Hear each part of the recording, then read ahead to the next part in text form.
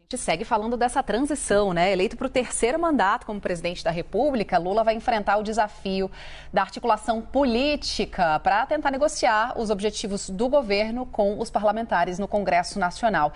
E os partidos que apoiaram o petista durante a campanha devem auxiliar agora nesse processo de transição entre o governo de Jair Bolsonaro para o governo Lula. E para repercutir esses esforços de Lula, analisar esse cenário, a Basília Rodrigues vai conversar agora com o deputado federal e líder do governo na Câmara, Ricardo Barros, do PP do Paraná, e também com o deputado federal André Figueiredo, líder do PDT na casa. Vai, Basília. Oi, tudo bem, Stephanie, todo mundo que está aí com a gente na CNN Brasil. Hoje eu escolhi dois políticos experientes para fazer parte do dois lados. Dois líderes e também dois ex-ministros de governo. A gente tem aqui Ricardo Barros, atual líder de governo, do governo de Jair Bolsonaro, também ex-ministro da Saúde, e André Figueiredo, que lidera o PDT, esse partido que recém foi incluído na equipe de transição do governo eleito de Lula, ele que foi ministro das Comunicações. Eu vou começar com quem é novo aqui, porque com o senhor já conversei em outros dois lados. André Figueiredo, é novidade para o PDT estar com Lula, sendo que havia planos do partido de eleger Ciro Gomes? Como que este partido vai se posicionar agora sendo chamado de base de Lula? Bem, Basília, nós temos aí, acima de tudo, a compreensão de que vivenciamos um momento muito importante para o nosso país. E o PDT sempre se posicionou. Em 2006, por exemplo, nós lançamos o senador Cristóvão Buarque para a presidência da República e no segundo turno ficamos com Lula. Assim o fizemos em 2002 também, quando tínhamos o Ciro ainda no PPS e nós apoiamos o Lula no segundo turno. Então, para nós do PDT, estar com Lula desde o final do primeiro turno era mais que esperado, até pelo nosso compromisso com a pauta que Lula representa. E, lógico, nós do PDT temos também as considerações a fazer, tanto que o Lula incorporou já no segundo turno alguns pontos programáticos do nosso projeto nacional de desenvolvimento que o Ciro também tocou na campanha do primeiro turno. Eu vou fazer a mesma pergunta agora para o Progressistas de Ricardo Barros. Como vai ser a posição do partido nesse governo eleito, sendo que vocês estiveram na base de Jair Bolsonaro, o senhor que é líder do governo de Bolsonaro? Bem, o Progressistas é um partido de centro. E no Brasil, se ganha a esquerda, o governo é centro-esquerda, e se ganha a direita, o governo é centro-direita, porque sem o centro não se governa. Lula fez 80 parlamentares na sua federação, Bolsonaro 99 no seu partido liberal. Então, de qualquer forma, precisa de compor maioria. O Progressistas não se reuniu ainda e não tomou uma deliberação sobre o que vai acontecer. Hoje tem conversa com Arthur Lira e Lula e depois nós vamos evoluindo nessa posição. Claro que o partido é muito diverso, né? Nordeste, Sul, como todos os partidos. E no momento certo vai tomar a sua posição. Eu penso que o PP já compôs todos os governos anteriores. Eu fui líder e ministro do governo Temer, né? Líder do Fernando Henrique, vice-líder do Lula, da Dilma. Então, porque o Progressistas é sempre um partido base de governo. Nesse momento, precisamos dar um tempo para o nosso eleitor, para que ele possa entender o novo momento que nós vivemos e talvez daqui a um ano a gente possa ter uma posição unificada do partido. É nem tão perto para parecer lulista de criancinha, nem tão longe para aparentar uma oposição ou uma volta aí, né, do bolsonarismo raiz dentro do Progressistas. Na avaliação dos senhores, este Congresso que foi formado nas urnas agora de 2022 e que vai ser o Congresso do governo Lula, vai dar a vida fácil ou vida dura ao próximo governo? Nós temos a compreensão que será um congresso, digamos assim, bem diferente de legislaturas anteriores. Nós tivemos o espectro ideológico da direita fortalecido, né, até porque o país saiu dividido com essa polarização entre Lula e Bolsonaro. Então nós temos que dialogar bastante. As forças mais à esquerda dialogar com o centro. Nós, por exemplo, do PDT, sempre tivemos um excelente relacionamento com o presidente Arthur Lira, com as bancadas do PP, do Hoje União Brasil. Então não vejo dificuldades para que nós possamos dialogar com essas forças que historicamente são de centro, mas que têm uma abertura muito forte ao diálogo desde os governos Lula e Dilma. Tenho uma absoluta compreensão de que poderemos fazer isso na próxima legislatura. Será que a gente vai, então, encontrar nesse novo governo esse ambiente que há muito não é visitado pelo Brasil, o de pacificação das forças políticas? Será que isso é possível, líder? Isso é responsabilidade do presidente eleito.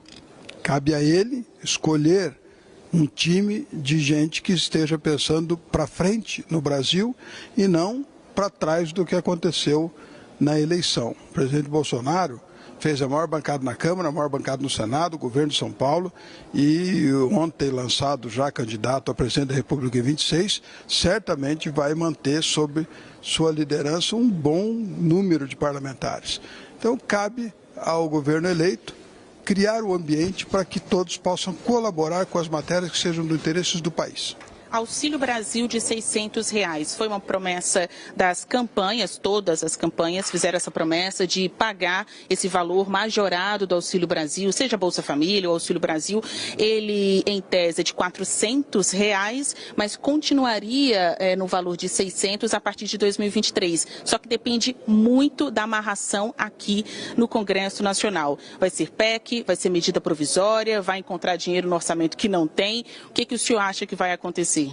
Nós temos que correr contra o tempo, né? Evidentemente que foi promessa de ambos os candidatos nós termos o Auxílio Brasil, ou o nome voltando, Bolsa Família, de R$600, no caso do governo eleito, do presidente Lula, 600 mais 150 por criança até 6 anos de idade, para aquelas famílias que tenham isso. Então, nós temos que, na compreensão da grande parte dos partidos que hoje compõem o campo da oposição ao atual governo, nós temos a compreensão de que é necessário uma PEC, e para tramitar uma PEC são necessárias pelo menos 20 sessões. Então nós temos que afunilar nesse caminho para que nós possamos ter essa garantia que já no 1º de janeiro nós teremos um Auxílio Brasil de R$600 e, consequentemente, as famílias brasileiras mais vulneráveis terão essa ajuda muito importante para a sua própria sobrevivência. É um compromisso de campanha do presidente Lula, e nós do Congresso teremos essa responsabilidade de acelerar a tramitação da PEC e, consequentemente, superarmos questões pontuais de ser governo ou ser oposição,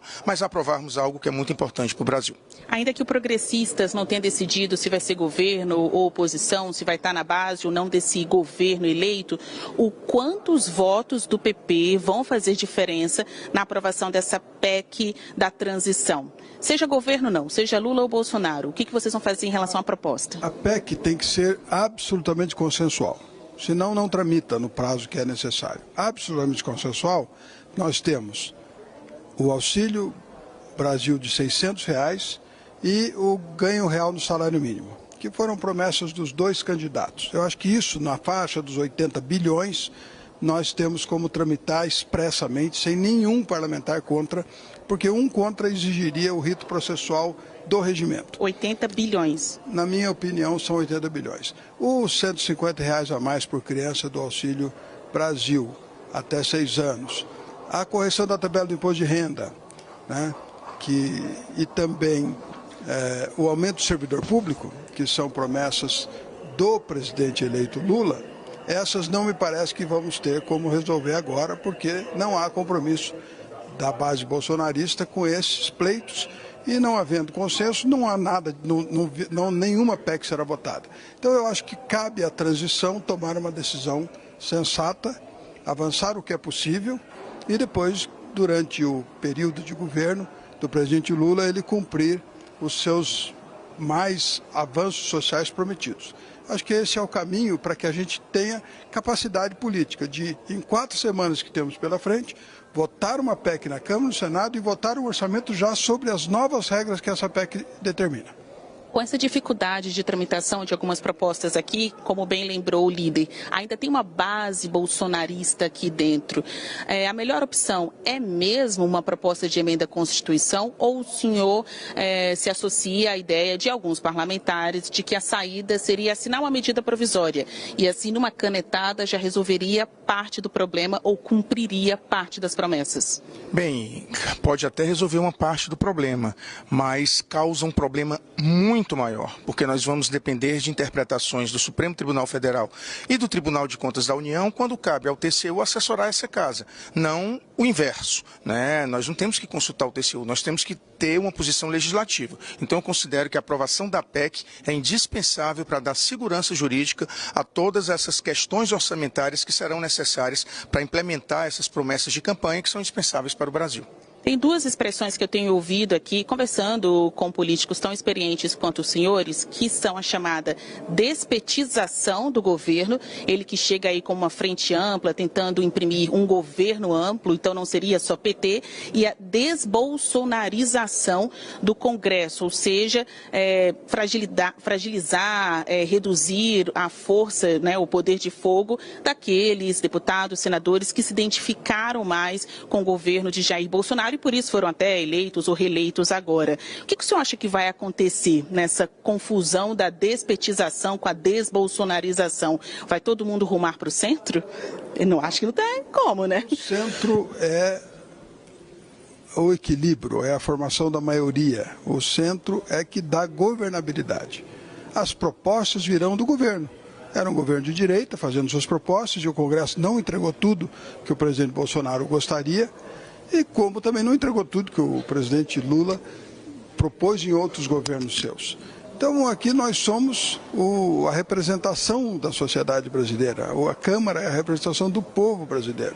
E a grande maioria dos parlamentares não está nem na direita e nem na esquerda, né? E por isso é que o centro é que vai definir o tom de quanto poderá o presidente Lula avançar na sua pauta e quanto pôde o presidente Bolsonaro avançar na sua pauta. Então são temas que vamos discutir aqui. Não tem chance nenhuma de ser medida provisória, porque a tarefa mais importante que nós tivemos, e não fomos até bem-sucedidos, e que o presidente eleito Lula terá é acabar com o ativismo político nesse país, com o ativismo judicial nesse país. Porque o ativismo judicial atingiu fortemente o governo Bolsonaro, mas pode atingir fortemente também o presidente Lula nas suas intenções em relação ao povo brasileiro. Então, o Poder Judiciário não pode ser um poder acima dos outros poderes, como tem buscado ser e tem avançado em prerrogativas exclusivas do Executivo e exclusivas do Legislativo. Essa é uma tarefa a qual todos nós brasileiros temos que nos dedicar. Harmonia e independência dos poderes, e ninguém está acima da lei. Nem o judiciário está acima da lei. É um conselho do atual líder, do atual governo. O problema não está sempre na política, mas no judiciário. O senhor, como um desses representantes, dessa base que está se formando do governo eleito, acha que é um risco também desse fogo cruzado do governo Lula com o Supremo Tribunal Federal, o Tribunal Superior Eleitoral, atirar pela agenda que Lula e Alckmin terão hoje? Eles vão passar pela presidência da Câmara, presidência do Senado, e também vão bater ali na porta do TSE, do STF. Essa relação é uma forma de evitar problemas maiores lá na frente, a exemplo do que o líder do governo Bolsonaro afirma que teve? Nós tivemos também problemas no final do governo Dilma, com esse ativismo do Poder Judiciário. Então isso realmente não pode se dizer que é benéfico para a democracia. Nós queremos que os três poderes tenham as suas atribuições respeitadas e harmonia no diálogo entre as suas atribuições que são constitucionais. O Poder Judiciário cumpriu um papel muito importante, principalmente no momento de ataque às instituições por parte de seguidores do atual presidente. Então nós não podemos, de repente, dizer que não foi relevante a participação em vários momentos. Por isso que nós queremos, no futuro governo, ter essa relação de harmonia, Poder Legislativo cuidando das suas atribuições, Judiciário e Executivo. Dessa maneira a gente constrói um Brasil mais pacífico. Olha, a gente está chegando ao fim do nosso quadro Dois Lados, um assunto dividido aí sob duas perspectivas diferentes. Uma última pergunta, a possibilidade de revogaço desse novo governo já começar tirando aí do ar algumas medidas feitas pelo governo de Jair Bolsonaro. 30 segundos para o senhor. Vai vir revogaço por aí, o que o senhor acha? Eu acredito que não, porque tudo que o presidente Lula não precisa é de radicalização. E revogaço requer reação. Olha, já está vindo uma reação a um pretenso revogaço. Vai ter revogaço nesse início de governo Lula? Creio que não também. Nós queremos rediscutir a reforma trabalhista, mas pela sinalização que foi dada de aprovação da medida provisória 1128, que apenas beneficia o sistema financeiro nacional, que eu considero um grande câncer para o desenvolvimento da nossa economia produtiva, a gente já mostra que o PT ele não pretende de forma alguma fazer esse revogaço. Nós do PDT teremos uma posição independente. É tanto que ontem votamos contra a 1128, votamos contra inclusive a orientação do Partido dos Trabalhadores, porque o PDT tem sua autonomia. Eu não creio que vai haver revogaço, mas acho que alguns pontos são indispensáveis para rediscutirmos aqui dentro do parlamento e trazermos melhorias para o povo brasileiro. Como a reforma trabalhista? Com certeza. A reforma trabalhista é um dos pontos que nós queremos evitar a precarização dos direitos dos trabalhadores, que infelizmente foram perdidos no decorrer dos últimos anos. Reformas o Brasil precisa para frente. Administrativa, tributária, para trás não vão mandar. A gente sabia que eles não concordavam com tudo, né? E para toda ação tem uma reação, tá dada aí a palavra e quem sabe uma dica para esse governo eleito que está desembarcando aqui em Brasília agora. É com vocês no estúdio, até mais. Valeu, Basília. Obrigado aos deputados que participaram dos dois lados. A gente falou de política, agora vai